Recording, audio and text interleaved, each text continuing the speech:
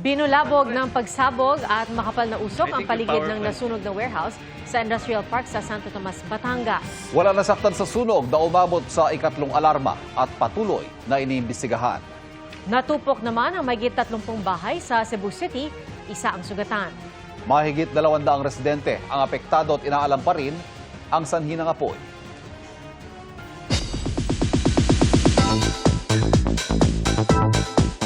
Hindi lang for fitness and as a hobby ang interes ngayon sa pagtakbo ni na Alden Richards at Barbie Fortesa. Ibinahagi nila sa akin ang mga advocacy na kaakibat ng kanilang running. Narito ang aking chika. Madaling araw pa lang, getting ready na sina Alden Richards at Barbie Fortesa kasama ang ilan nilang friends tulad ni na It's Showtime host Kim Chu para sumali sa isang fun run ngayong araw. In the past days, tila nahihilig si Alden sa pagtakbo. Actually, marami naman talagang sports na pwedeng makatulong sa ating kalusugan. Pero I think isa yung pinaka-available at pinakamadaling gawin is really yung pagtakbo. Running gives Alden his much-needed cardio. Pero may mas malalim palang dahilan, ang kanyang pagtakbo. Yung running kasi is more than just a sport already. Number one reason niya is for my sanity talaga. Diba? Medyo psychological na yung effect sa akin ng running. So, ito, kagaya nito, na iba parang it's a different world for me. At 4 a.m. kahit pagising pa lang ang diwa, sinubukan ko at sinamahan sina Alden sa kanilang warm-up run. Barbie and I share the same sentiments sa early morning run. First thing in the morning, may na-achieve ka na agad, productive ka na agad, and mas nakamotivate na to go through your day. Bukod sa physical at mental health benefits, gustong i-elevate ni Alden at Barbie ang kanilang pagtakbo and use it for a good cause. Pagkatapos ng warm-up, dumiretso na ang grupo para sumali sa isang fun run for a cause kasama ang daan-daang sumuporta rito. It's more meaningful for me kasi this is a charity fun run for the children with cancer, and I'm so thankful to Alden for inviting me dito sa run na to. Bukod sa pagtakbo, nakakatulong pa tulad ng inorganisa ng Asia's Multimedia Star sa May 11 para naman sa mga manggagawa ng pelikulang Pilipino sa Mobile Fund. Nagulantang ang ilang taga-Masbate nang may matanggap na emergency alert na dapat para sa kalamidad pero ang laman, pangampanya lang para sa ilang kandidato. Kinukundi na po yan ng COMELEC, lalo't labag daw yan sa batas. Nakatutok si Jonathan Andal. Nagulat si Christian at kanyang mga katrabaho nang matanggap ang emergency alert na ito noong April 3 sa Masbate City. Akala raw nila may kung anong kalamidad na. Bigla kami na rattle for a while kasi kakatapos lang ng lindol sa Thailand and Myanmar. Yun pala, ikinakampanya lang ang tumatakbo roong governor, vice governor, congresswoman at mayor. Ipinost daw niya ito sa social media para sa public awareness. May mga nagduda na baka edited nila ang mga screenshot. Nang tingnan ang emergency alert history, naroon ang mga alert ng pangangampanya. Bukas, formal daw na magrereklamo sa COMELEC si Christian para raw matukoy at mapanagot ang mga gumagamit ng emergency alert system sa pangangampanya. Grabe din sir yung fake ko sa sarili ko kasi very risk siya. For me, isa sa pinaka nagmarka talaga sa akin last 2022. Di na dapat pumikit kapag ikay namulat na. Baka eto na yung time na tumindig talaga na alam mo yung tama. I know naman na tama yung pinaglalaban ko. Kinundina ng COMELEC ang paggamit ng message alert at inireport na nila ito sa NTC o National Telecommunications Commission at DICT o Department of Information and Communications Technology. Yan po ay violation po hindi ng COMELEC law or election law pero violation ng ibang batas lalo na po yung ating telecommunication law. Kaya lang, siyempre madali namang i-deny, sasabihin hindi sila. Dahil sasabihin baka yung mga kalaban nila ang gumagawa po niyan. Sinusubukan ng GMA Integrated News na makuha ang panig ng 4 na kandidato na ikinakampanya sa naturang emergency alert. Ang NDRRMC hindi rin ito nagustuhan. Pinaiimbestigahan na nila kung paanong nakapag-broadcast ng emergency alert doon nang wala nilang permiso. Hindi yan galing sa NDRRMC at hindi rin po yan galing sa mga telcos natin. Hopefully matulungan kami ng NTC upang matrace natin sino po ang gumawa niyan at paano ginawa yan. Marami pong maaaring maging paglabag sa batas yan. Unang-una po, impersonation po yan.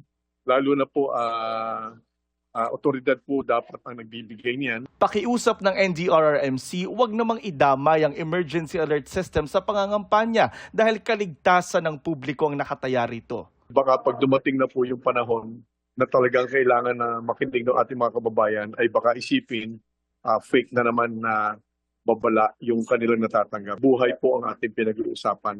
Pag-uusap po yun. Wala pang opisyal na pahayag rito ang NTC at DICT. Para sa GMA Integrated News, Jonathan Andal, nakatutok, 24 oras. 36 na araw bagong eleksyon 2025. Tuloy-tuloy ang paglalatag ng plataporma sa iba't ibang bahagi ng bansa ng mga tumatakbo sa pagkasenador. Nakatutok si Jonathan Andal. Murang kuryente at internet ang ikinampanya ni Senator Francis Tolentino. Si Erwin Tulfo nakipagpulong sa mga pamilya ng persons deprived of liberty. Nangako si Congresswoman Camille Villar ng mga polisiya para sa agrikultura. Bumisita sa Gumaca, Quezon si Benor Abalos. Nagikot sa palengke sa Baguio sina Jerome Adonis, Nars Alin Andamo, Ronel Arambulot, Teddy Casino, Congresswoman Franz Castro, Mimi Doringo, Amira Lidasan, Danilo Ramos. Iginiit ni Bam Aquino na dekalidad na edukasyon ang susi sa kapayapaan. Magiging boses daw si Mayor Abby Binay ng mga LGU sa Senado. Bumisita si Congressman Bonifacio Busita sa Roa City, Capiz. Kapakanan ng kababaihan ang isa sa mga prioridad ni Congresswoman Arlene Brosas. Si Senator Pia Cayetano ay sinulong ang kahalagahan ng women's health. Si Atty. Angelo de Alban nakiisa sa paggunita ng World Autism Awareness Day. Nakipagpulong sa kabataan sina Luke Espiritu, Heidi Mendoza at Atty. Sonny Matula. Si Senator Bongo suportado ang pagpapalakas sa sports sector. Kinumusta ni Senator Amy Marcos sa mga market vendors sa Tugigaraw. Si Kiko Pangilinan tinalakay ang panukalang libreng almusal sa mga mag-aaral. Tinalakay ni Ariel Querubin ang whole of government approach para sa kapayapaan. Patuloy naming sinusundan ang kampanya ng mga tumatakbong senador sa eleksyon 2025. Para sa GMA Integrated News, Jonathan Andal, nakatutok, 24 oras.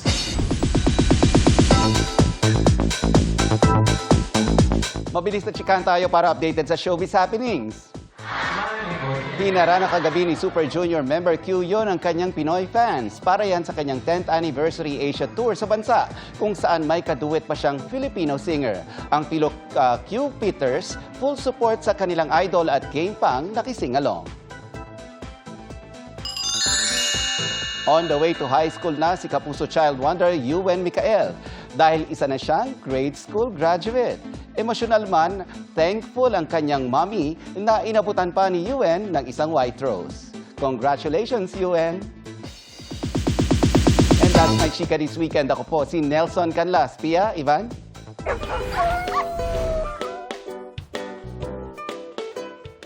Thank you, Nelson. Salamat, Nelson. Mga kapuso, hindi po makakailan o hindi may kakailan na ibang level of happiness ang naibibigay ng mga pets. At lumalabas pa nga na in this economy, tila mas practical daw sa ilang Pinoy na maging fur parent muna. Ang usapang pets, hatid ni Joseph Moro.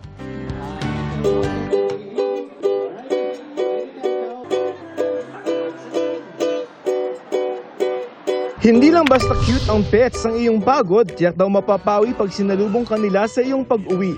Bibigyan ka pa ng libreng massage, pero minsan mukha pa silang mas pagod. Parang si Kurt the Poodle na super chill na nakahiga sa tapat ng electric fan.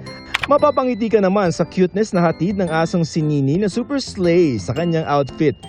Nonchalant naman sa grooming si Hopia tuwing may treats. Kung nonchalant sila ang asong si Ice nang aagaw ng ice cream.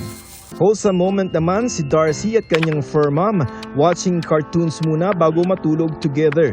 Sa pag-aaral ng Commission on Population and Development, lumalabas na mas pinipili ng ilang Pilipino na mag-alaga ng fur babies kesa magkaroon ng anak. Mas gusto raw kasi ng karamihan na maging financially stable muna, especially in this economy.